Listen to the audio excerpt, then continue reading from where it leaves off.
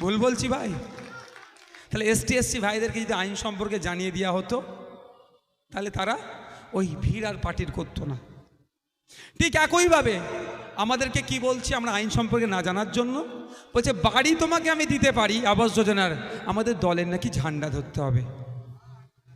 কিন্তু আপনারা, আমি জানি না, আপনার আমার মাথার উপরে ছাদটা পাওয়াটা হচ্ছে আমার মৌলিক অধিকারের মধ্যে পড়ে।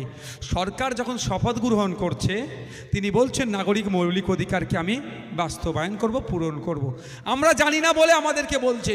আমরা যদি জানতাম, আমরা যদি উল্টে সরকারকে কোশ্চেন করি, বা যারা বলছে যে আমাদের পার্টির না ঝান্ডা ধরলে, পার্টির মিটিংয়ে না গেলে তোমাদের বাড়ি দেবো না, তাদেরকে উল্টে যদি কোশ্চেন করি যে তোমরা 10-12 বছর শাসন কার্য চলছে, এখনো কেন আমার মাথার ওপরে পাকা ছাদটা হলো না, আমার বাড়িটা এখনো কেন কাঁচা আছে, এই জবাবটা যদি একসাথে চাই, এটা তারা উত্তর দিতে পারবে না। ওরা পালিয়ে বাঁচার চেষ্টা করবে।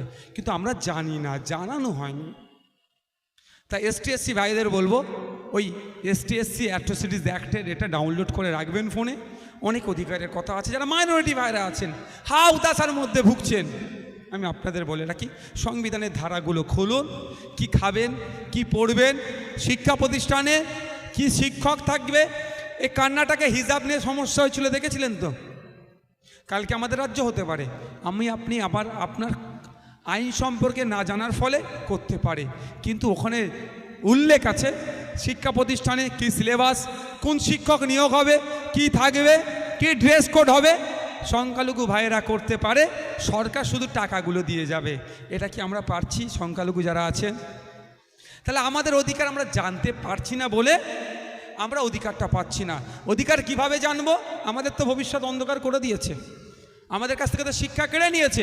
আপনি কালকে তৃণমূলের এক বড় নেতাকে বলবেন, এমপিকেই বলবেন আমি ক্লাব করব, বলবেন এনে টিভি লাগাবো, ক্লাবে আনে ক্যারাম বোর্ড লাগাবো, আনে যাকে বলবেন সব দেবে। কিন্তু আপনি গিয়ে বলুন স্যার আমাদের প্রাইমারি স্কুলের ডাস্টার কিনবো, টাকা দেন, নাই দেখছি। বোর্ড কিনবো, টাকা দেন, দেখছি। ফ্যান কিনবো, টাকা দেন, দেখছি। টেবিল চেয়ার নাই,